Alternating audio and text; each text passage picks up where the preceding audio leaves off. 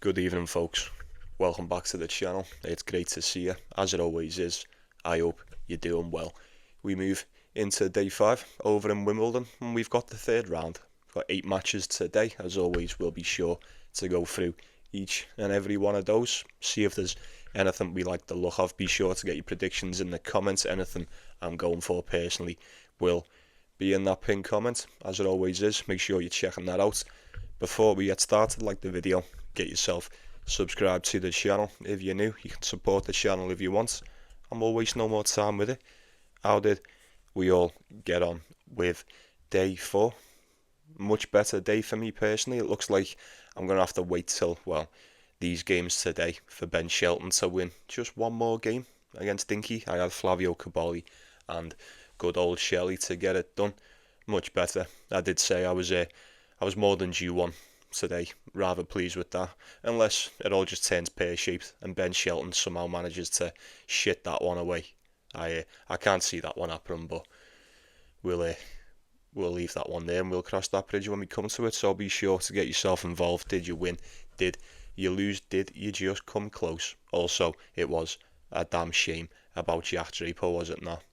We'll touch on that more in tomorrow's video, but for now, let's get it on, shall we? First off, we've got Andrei Rublev, Adrian Mannarino. Should be a good match. I think Rublev should have this one in the bag.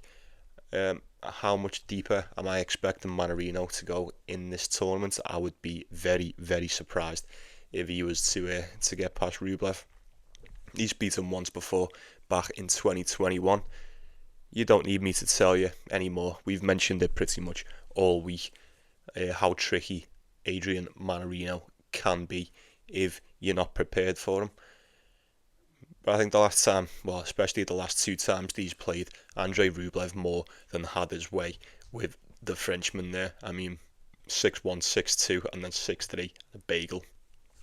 Not played each other for the past 2 years.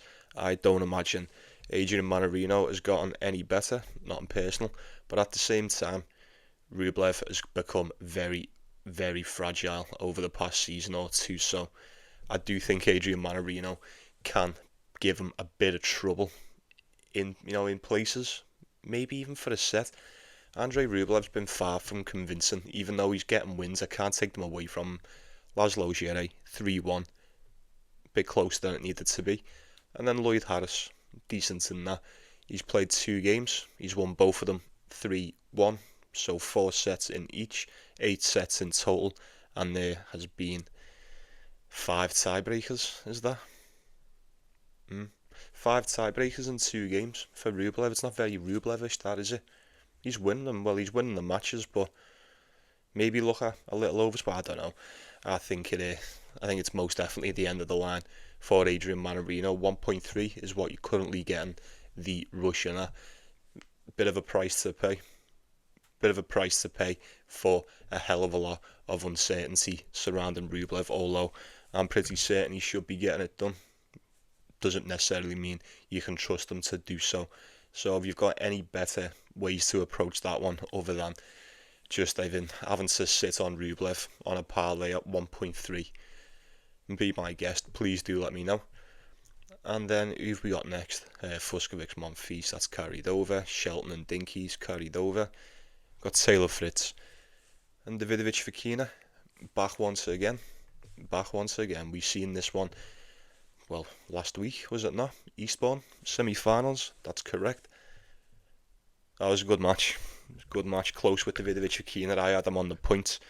I had the Spaniard plus 3.5 last week when these both met each other. And it was a best of 3, and he didn't even cover that. Very close, 6-3 to Taylor Fritz in the first, 6-3 to Guile in the second, and then it just ran away from him. One breaker serve too many, 6-1 in the final set.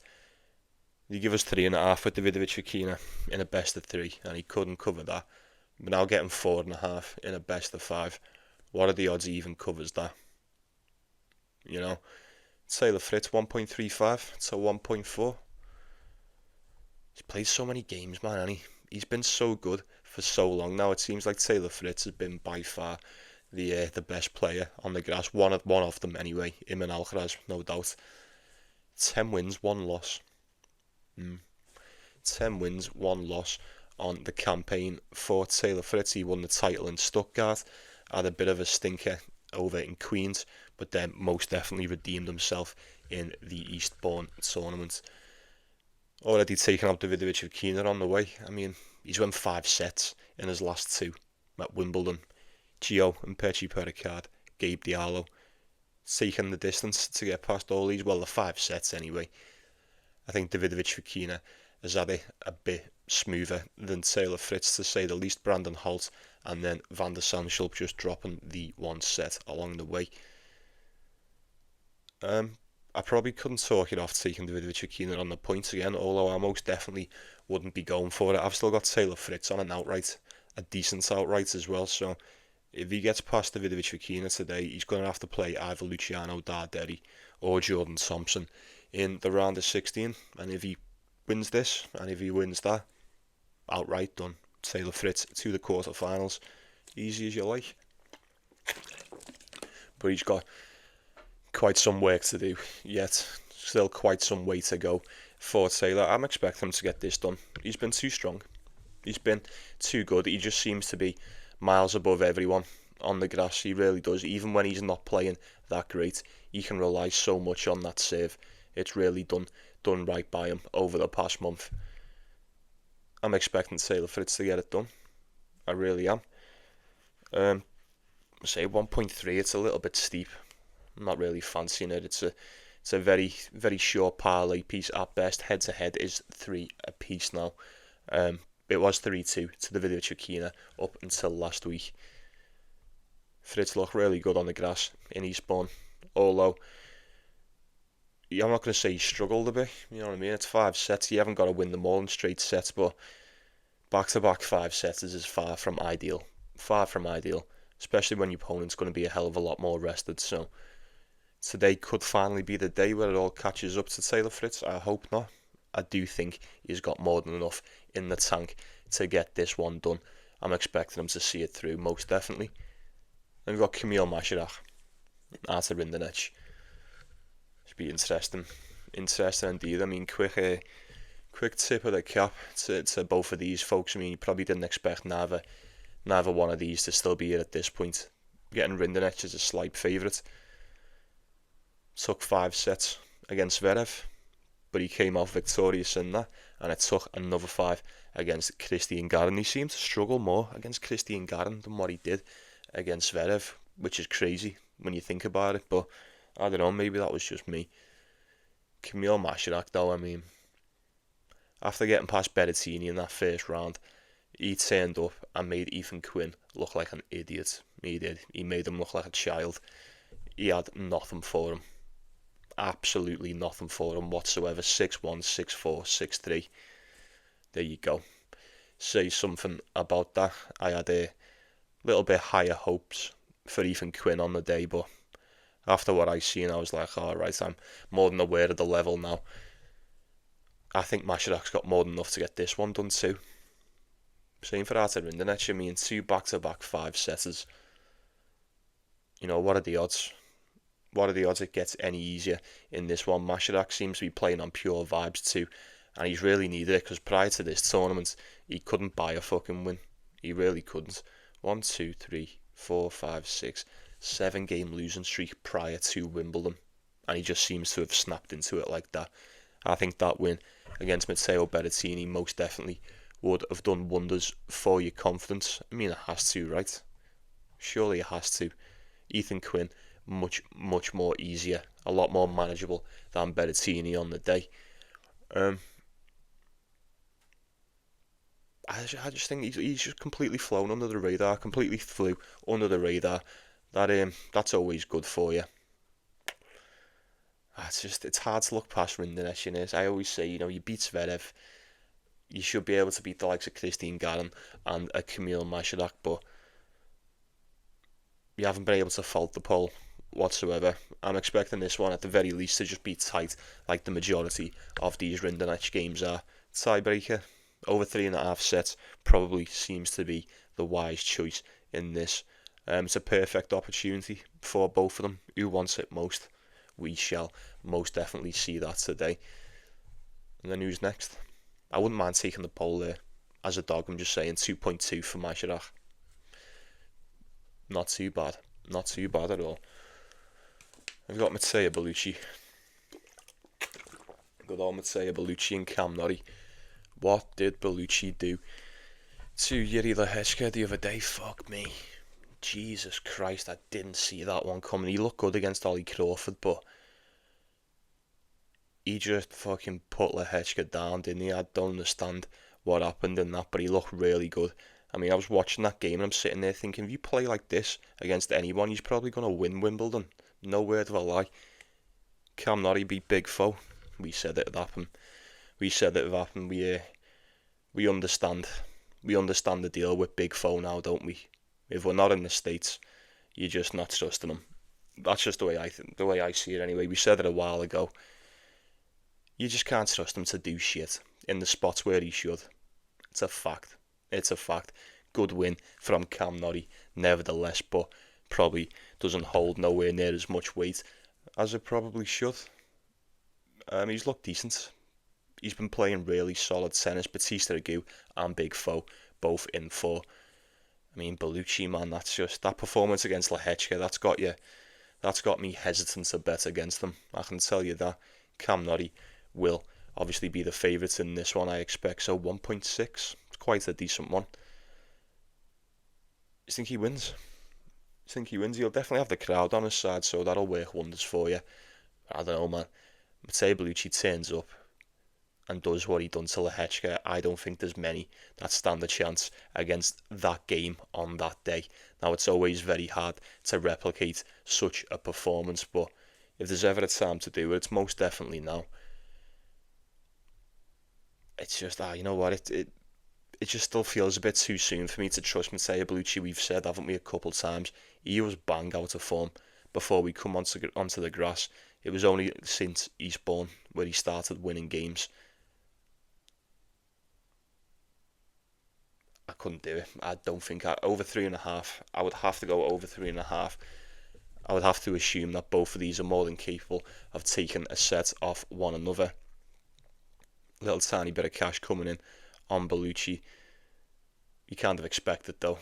2.5, I imagine something to come on in there. Don't know how this price is going to look overnight. Bellucci beat him on the clay in Monte Carlo. I would imagine the way he plays, the quick conditions may just suit his game a little bit more than it will with Cam Norrie. But Cam Norrie's got bags and bags of experience, so do you trust that he can neutralise Bellucci? Do you trust that he can just get it done based on the experience alone? Or are you going to trust in the unknown? You're going to have a bit of the roll of the dice with the Italian on this one? Please do let me know. Over 3.5 sets would be the way for me to go. We've got Nuno Borges and Khachanov. I'm getting Khachanov around 1.40, and I don't know how I feel about that. Well, I kind of do know how I feel about that. I imagine he gets past Nuno Borges. Much better player on the surface, no doubt. 8-2 for Khachanov now, 4-3 for good old Nuno Borges. Played each other once before, back in 2022 in the French Open. Probably doesn't help us much today. It's probably just a bit of a cop-out, but I would just go with Khachanov in this one to just, if anything, scrape his way through another one. He was far from good. He was far from on his game against Majchrzak. 5 sets against him, didn't see that coming. Did not see that one coming. Fair play to Shintaro Majchrzak, but say Khachanov's going to have to do a hell of a lot better than that against Nuno Borges today. No doubt he's only dropped the one set. He's beat Cerundolo, he's beat Billy Harris. He'll definitely be feeling himself coming into this one. I just think Khachanov will have more. We've seen more from him. If both of them turn up on the day and play the very best that they both can deliver, he's got to go to Khachanov. It just has. Plus, I said it yesterday, and I'll say it again. He's been fantastic on the grass. He always does this. He always flies right under the radar, and you don't notice him, and the next thing you see it, you go, oh my God, he's actually been really good. Deceivingly good when he wants to be. He definitely operates better as a bit of a sleeper in these tournaments, especially the bigger ones. I would be expecting him to get past Nuno Borges. Simple. I know he struggled last time out, but he didn't struggle against Mackenzie McDonald. He didn't. Over 3.5. Nuno Borges, I always say, he always loves dropping a set. And he's got that dog in him as well. He always likes to get himself one too. In a best of 5, I would expect both of these to at least drop the level for at least a short period of time in this match. Enough time for their opponent to take a little bit of advantage. So over 3.5, once again, you're getting better odds than that. Well, for that than what you are for Khachanov at the 1.4. So it's just food for thought, really. And we've got 3 more. We've got Nicholas Jarry and João Fonseca. Another tough one, man. Another tough one. We're getting João Fonseca at that price again, 1.45. Call it 1.45 roundabout. He looked really good against Jensen Brooksby. Maybe I expected a little bit more from Jensen Brooksby on the day, but I don't think that's fair to say because we still cannot deny how good Jensen Brooksby was playing. He played alright in that match too, won a set. There was times where he most definitely could have put a little bit more in, may have got himself an extra break, and who knows where it would have went. Fonseca, too much for him on the day. He was just seemed a little bit too powerful, didn't he? Which is weird to say, but he just seemed to outpower him a bit more so on the forehand, but maybe that was to be expected. The kid can just blast the shit out of that ball, can't he? Wimbledon Nicholas Jarry though, folks, I mean, the version of this guy that we have got in Wimbledon has been 10 times better than what we've seen all season. And I've said it all along. I was expecting him to come into form.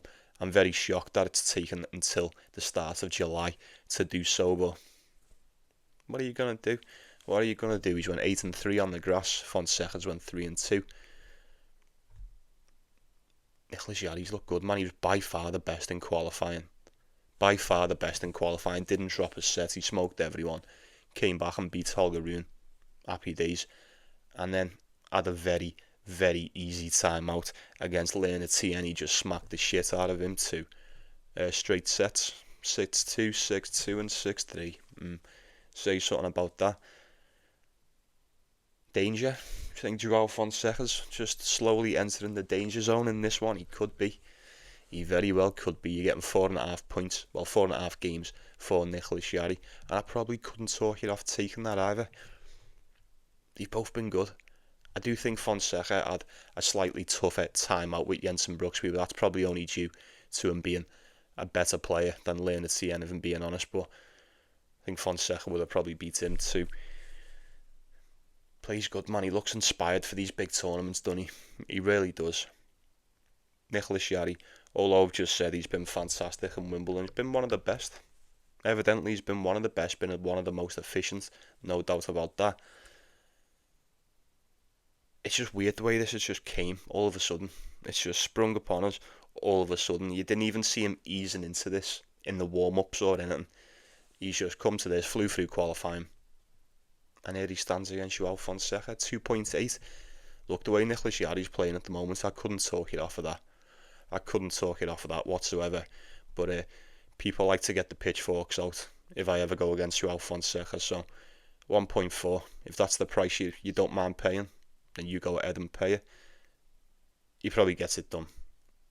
He'll be taking that fucking crowd with him, won't he? It won't be like a tennis match. It'll be like a fucking Boca Juniors match, which is great if you're going to watch the football, but I don't know, most definitely does something to João Fonseca that picks him up a hell of a lot when you've got all them guys just screaming at you, screaming your name after every point.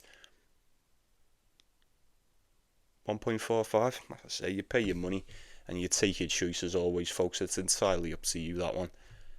And then we've got Luciano Darderi and Jordan Thompson.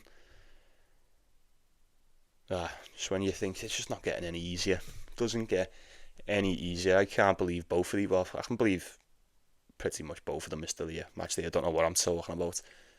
Darderi's managed to get past Roman Safulan and Arthur Ferry. We got past him in straight sets. Relative ease considering the odds were so close. Jordan Thompson didn't look too great against Vic Capriva until he had to, and came back and won that. And then he come back and beat Benjamin Bonzi. Like I said yesterday, 4th set, 2 break points for Benjamin Bonzi, 1.04 live for him to see that one out. What did he do? What did he do? Unbelievable. Maybe that's just a swift reminder why I haven't bothered with Benjamin Bonzi since the first couple of tournaments in the year. But it's neither here nor there. Can't take any credit away from Thompson and that. Probably got to assume he's going to beat Luciano Darderi, man. I'd probably assume he would, just based on what I know. I mean, both of them have had fairly favourable draws, to say the least. Jordan Thompson, I don't know. He went 5 sets with Capriva, and that's sort of what swayed me judgment with Bonzi. We've barely seen this guy stay fit all season. And he went 5 sets with Capriva, and he's just went 5 with Bonzi too. Do you think he's ready for another 5? Do you think he'll need another 5 against Darderi? Maybe not, right? Maybe not. Maybe the expertise, maybe the grass expertise will show in this one. Jordan Thompson just gets him out of there rather quick. Excuse me. Quite a lot of money coming in. Quite a decent chunk of cash coming in on Jordan Thompson. This opened up split down the middle on Bet365, believe it or not. 1.91 at around 20 past 7. Yeah, 20 past 7 last night. And it is currently 10 to 11, Thursday the 3rd of July right now. And within a few hours it has dropped all the way to 1.62. You do with that what you will. The pick would be Jordan Thompson in that one. I've just got nothing to go off with Darderi other than the current results. And the current results may not be enough to get past Jordan Thompson on the day. So finally wrapping this shit up, we've got Struff and Alcaraz. I can't wait for this. This has got all the potential to be a very good game. I was a bit concerned with Alcaraz against Fokina, man. I say concerned, it's hard to gauge in it because he doesn't exactly need to play well in order to win these matches. So he looked a lot better against Oliver Tarvert. But maybe that's not saying much, you know. Maybe that's not saying much at all. Told you Struff would be Felix. Told you, someone was giving me shit over that in the comments. Oh, no way he's going to do that. Felix is good for this act. It's the price you pay. This is the price you pay with Felix. Those that have been followed for quite some time, we all know. We all know the score with this guy now. If you ever find yourself sitting there going, yeah, Felix definitely wins this, abandon all thought and just go against yourself. That's when you know he's got you. That's when you know you're in the trap. And more often than not, it's too late. Well done. If anyone took Struff there, we did touch on him on the points. And he's put in a bit of a decent one this week too. I mean, he's beat Miselic. A lot of people writ him off against Miselic. I don't really know why. Well, kind of do. But in hindsight, it looks a bit silly, does it not? And then he was a decent dog against Aliassime. And he beats him 3-1. Sad. Too hard, too strong, too powerful, just too good on the day. But is it going to be enough to get past Alcaraz? It never really is. And it doesn't really matter who you are, how good you're playing. It really does take somewhat of a miracle to get past Carlos Alcaraz. He's beaten once before the first time he played, 2021, in the French Open. And then the year after that, Alcaraz beat him in Wimbledon. Very close game. Had to go the distance, more or less. And then Alcaraz has beaten twice on the clay in Madrid, both the years after that. Times have changed. Things have changed drastically since the first time these are played. Even since last year in Madrid. You know, Alcaraz seems to get better and better every day. I can't say the same for Jan-Lennard Struff. He is a fucking massive dog today. 13-1. 13-1. This is the world you're living in when Carlos Alcaraz is about. Take the games. 8.5 games, 9.5 games, whatever you want. Don't overthink it.